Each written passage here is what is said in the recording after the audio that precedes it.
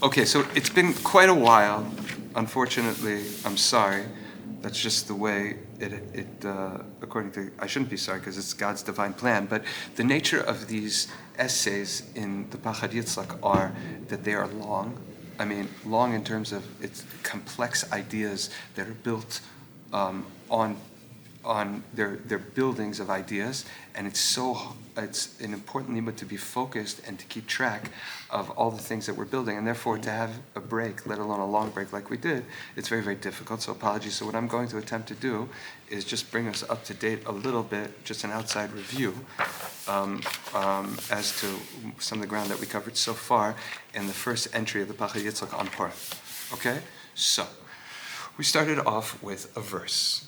A very, very famous critical verse in the prophecy of Bilam that states, Reshit Goyim Amalek, the first, Reshit, there's that very, very important word that the Torah starts off with, right? It's a loaded word, Reshit Goyim Amalek. But it means, we'll say, Pashut Pshat, the first, right? The first, the prime of the Goyim is Amalek, Ve'achrito, and his end, Adei Oved, is utter annihilation.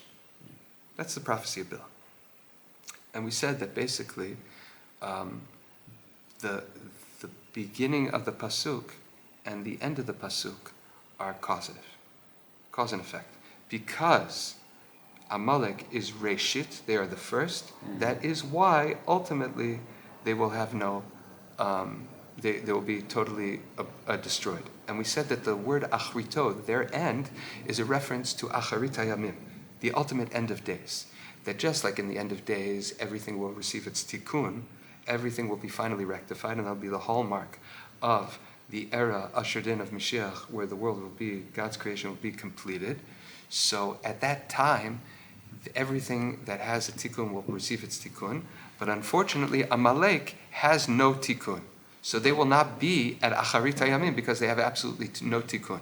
Why do they have no tikkun? Because they were the first. What does it mean they were the first? So that's how we started off, okay? And we said that it seems to be that the first over here means that they were the first ones upon the inception, the creation of the Jewish people, upon leaving Mitzrayim. They were the first ones to attack us. They are a representation of humanity's ill will and desire to, their hitnagdut, their attempts to stop our destiny. So they represent that. They were the first ones to come against Am Yisrael and fight them. So that's what it means. Since they were the first, they will have no standing in Acharit Hayamim. And the question is, why is it that just because they were the first to attack us, everybody else who followed, who does attack us in all of history, what they're going to have a tikkun? We don't, right? Germany will say during World War II, during the Holocaust, they were Amalek. But let's say they weren't Amalek.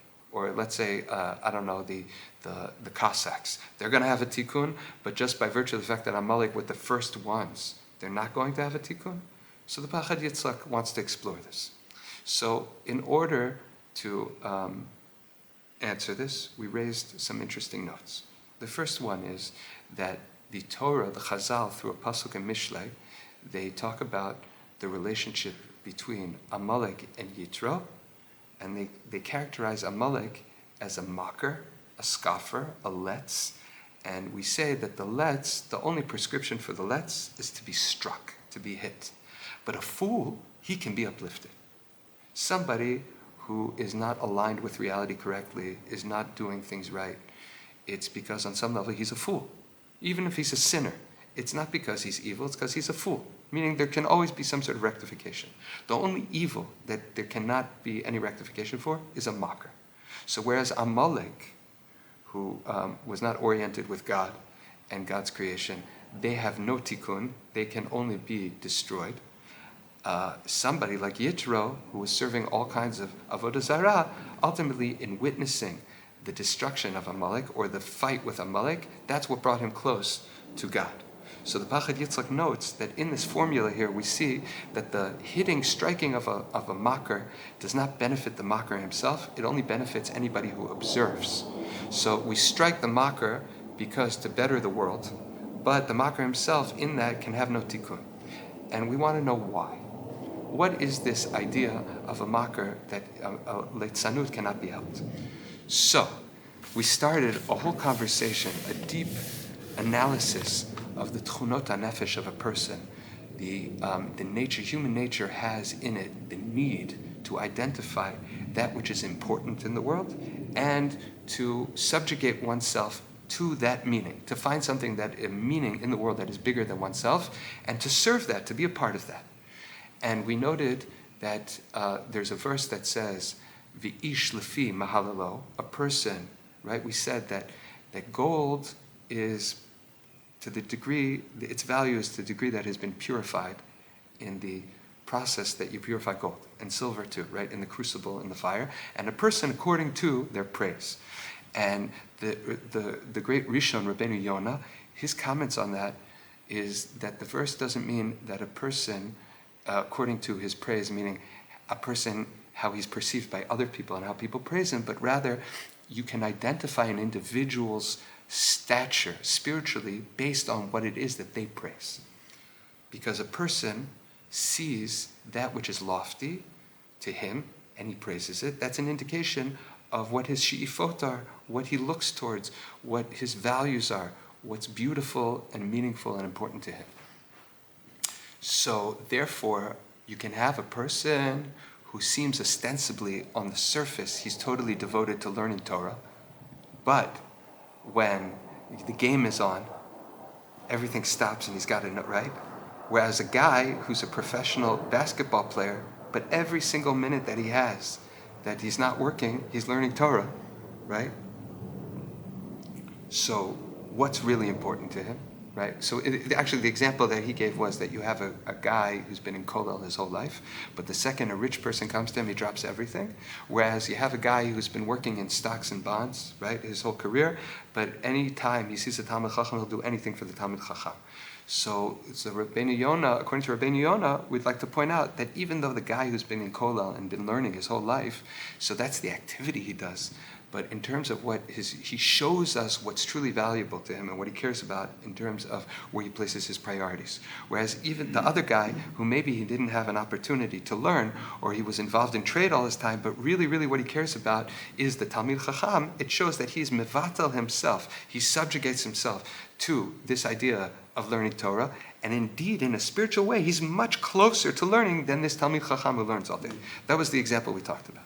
Okay, so now, underneath this, in a deeper way, this is all predicated on another aspect of human nature that we began to discuss, and that is the need to mock. Because a man needs to be free, and therefore, this sense of freedom a person jealously guards, and he goes through life looking at that which is poised to subjugate him, something that proclaims itself to be important and demands, that drafts your soul in service of this high idea. And your innate reaction to this is to find a reason why it is really meaningless. So a person has a need to go through life finding why this is really not as important as it claims to be, or this is really not as powerful as people seem to say it is. And that is a very, very powerful and very, very dangerous nitiyah, or attribute, ability, because what it does is it is excellent at breaking things down. And it is unfair because it's exploitative in its modus operandi, because its nature is such that it will find the weakness to any structure and exploit that weakness to show that really the whole thing is invalid. And that is the power of mockery. Okay? So if a person is using that in its proper service, only for good and not for evil, and we'll discuss that for a second, then we can identify a person's spiritual stature based on what they praise. But it could be that a person doesn't praise anything because he's always stuck on that lower level where he's just busy finding why you shouldn't praise anything. So a person doesn't necessarily have that even refinement on that level of where he places himself in the important things. Once a person is there, though, there is a huge, like we said, there's a huge contrast between putting yourself to the service of something that is worthy and putting yourself to the service which is not worthy. So Chazal say, when it comes to mockery is completely inappropriate, except for when it's in the service of putting down avodah zarah. right? Chazal say that you have the license of using mockery when it comes to making fun of idol worship and idol worshippers. And the Pachad Yitzchok questions. He says, really, mockery should be fine whenever it's in service of good. Make fun of that which is bad, right? And be when you afford honor and respect to something, right? To treat something as kadosh. There's a word for that in English, right? Yeah, but it's more that you respect the sanctification of something is sacred, right? You respect its sanctity. So the point is that a person, the Pachad Yitzchok says that the greatest expression, the greatest example of the misplacement of this lofty ability of man to subjugate himself to something meaningful is when you serve a lie.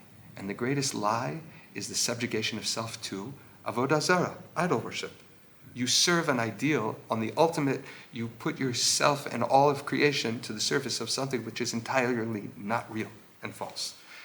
So Chazal are saying that is the prime example to illustrate what mockery is. Meaning, mockery is something that undoes the subjugation and service of an individual to a higher ideal. And therefore, the mockery is a double-edged sword, because the worst thing a person could do is go through life cutting up reality like that and wrestling himself free from the subjugation of God. And yet at the same time, since it's possible to subjugate oneself to avodah zarah, that is the only place where mockery is truly, truly appropriate. So this was all an exploration of human nature, that one needs to keep their mockery in check, and that one ultimately has to subjugate himself to a higher ordeal, and a person can be identified based on which ideals they laud and praise. Okay? That's kind of what we covered so far. Okay. Great summary. Okay, I'm just wondering if I missed any important point. I think, yeah. Okay, I think we covered it. So let's move further. Okay. Hey. בפסקה הקודמת היה מדובר על אודות השתמשות בליצנות בצד הטוב.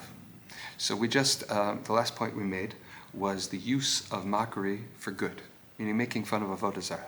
Ukegon, and for example, litzanuta da avodah zarah kedoma, like mocking the service of idol worship, etc. Amnam aleinu ladat. However, it is upon us to know. Ki hevdel gadol yesh b'sharshay kochot hanefesh. There is a great divide in the roots of the powers of the soul. Ben koch haletzanut ditzad hatov hanal, u ben koch haletzanut bistama. You should note that even though mockery against avodah zarah and the service of good seems to be mockery, it is not really the same thing as the power of mockery that we spoke about before. Mockery being used for bad is not really the same gear in your machine as when you're using mockery for against avodah zarah. If you'll note, this is very subtle. It's an important distinction. When you're mocking avodah zarah, it's already because you have a respect for truth. Mm-hmm. It's not coming from that need that we said before that you're being right, that you're being judicious in what yoke you take on. It's that because you've identified truth, now you could use the tool of mockery. You're using the sword of mockery to cut down avodah zarah in the service of more truth, subjugating truth in the world, right? Meaning, Avram Avinu was not a letz. It was because of his identification in truth and his emet and his love for God that he was wielding the sword of mockery to cut down, but it doesn't come from the same place. Whereas regular mockery is, like we said before, that a negativity, right, towards importance. You see that distinction? Okay. Hine nitba'er lanu. It has been explained to us. Gidera sheletzanut hu harisat binyana chashivut. We defined this mechanism of leitzanut as something that destroys a structure of importance. Vadai certainly shehagdara zo. This definition nohegeti b'chol hofa'a shel leitzanut. That is what all iterations of leitzanut will be. They will be to destroy a structure of importance. Afilu kishihi ba b'tzad hatov, even when you're using it for good. De b'chol makom, nevertheless, pu'ulat haletzanut, the act, this of mockery, hi lahamtzi zilzul. It is to create derision. Okay, it is to mock something. Ella shemikol makom. However, nevertheless, hevdal gadol yesh, there is a huge divide, bashorish, on the root level, ben litzanut stam, from regular mockery, uben litzanut litzad hatov, or mockery used for good. Dehamtzat hazilzul asher b'stam litzanut, the finding of derision to make something low with regular mockery, atzmiuta hi hamiyun b'mahut chashivut. Its essence is really the refusal to accept an essence of importance, v'haridifa achar mahut hazilzul, and running after rather the need to mock, to put down something. Aval hamtzat hazilzul hanimtza b'leitzanut avodah zarah, but when you use derision and mockery against avodah zarah, einena ela begeder tolda, it is not actually that root. You're using actually a tolda, an aspect of that. Usually we say a tolda means a later development. It's some sort of, I'm sorry, but the right English word escapes me, but the concept is that you are not using the actual, it's not the source. Right. You're not activating the actual level of leitzanut. You're using some sort of, leitzanut has some sort of secondary repercussion. You're activating that. Consequent. Right. Something consequential, right. Okay, it's only because one who is making fun of avodah zarah recognizes good, first and foremost. That is why, right, it's a response to that he's making fun of the bad. Okay, so he's in a totally different standing, he's being motivated from a totally different place in the nefesh. It's totally different, right? The meaning, when we talk about mockery, derision of false worship, it means koach hahilo, the ability to praise, koach hachilo, the ability to profane, the ability of profanity, hanolad, that is born out, mikoach hahil, from your ability to praise. Because you can praise truth, and you've identified true meaning, now that is what empowers you to actually make the havdalah and deride that which doesn't measure up. To break down and fight all those false presentations and false claims of the importance. It comes from a completely different place. It comes from the koach hatov. It doesn't come from the koach hara. Right? War is evil. You would think. Is it? No. War is conflict. Fighting, attacking, it could be evil when it's bad against good, but it's good when it's good against bad. It doesn't come from the same place. It's the same modus operandi, it would seem on the surface, but one is the restoration of good, and the other is for destruction of good. So what looks like the same on the surface is just the same modus operandi, but it's coming from completely different roots. Okay? Okay. So v'nimtza, and it turns out, the afal pi sheba'ofi hachitzoni, even though on the outer exterior presentation, on a personality level, it seems that what's acting out over here in this plane of existence, in leitzanut avodah zarah, in the mockery of idol worship, domehili leitzanut stam, it looks identical to mockery of anything else, even mockery that would come from a bad place. Mikol makom b'sharsha, nevertheless, in its root, ubi ikara, and in its essence, rechoka hi mimenu b'tachlis, it is as far as possible away from where natural, regular mockery comes from, in the heart. What a fascinating nituach of a human soul. Okay, dileitzanut stam hi hamtzad zilzul l'shem riboy hazilzul ba'olam. Where does regular mockery come from? The desire to promulgate mockery in the world, just to destroy meaning.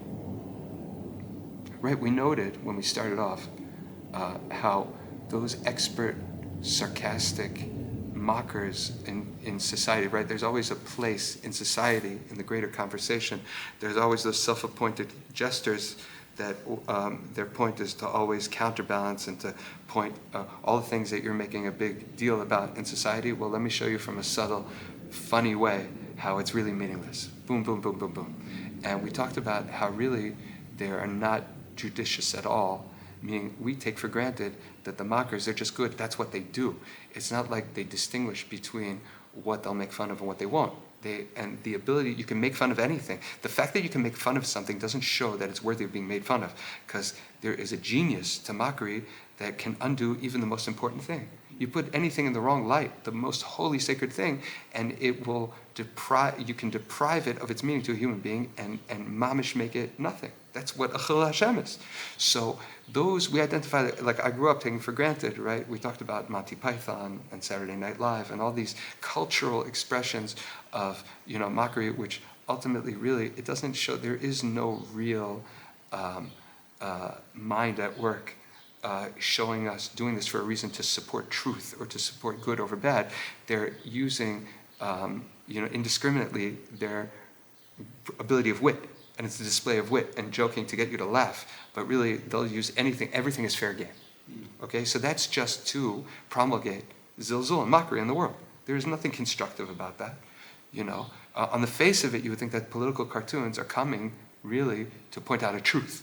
They're there to fight for morality. But you can easily just get lost in the mire, and you get whatever you do on one side, you do on the other side, and really it's meaningless. And the modus operandi really is mockery. And the question is, where is it coming from? Is it coming from mockery stam? Okay. Whereas since mockery stam just comes from the promulgation of the need to mock in the world and to deprive the world of meaning, right? When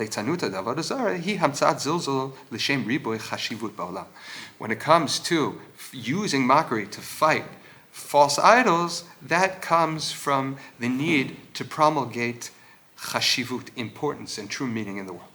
The Katab Mesilat Yesharim, and the Chassid, the Holy Ramchal, in his work Mesilat Yesharim, the Path of the Straight, he wrote, Ki leitzanut achat docha mea tochachot, that one word, one attempt of mockery has the ability to push off 100 useful words of rebuke, right?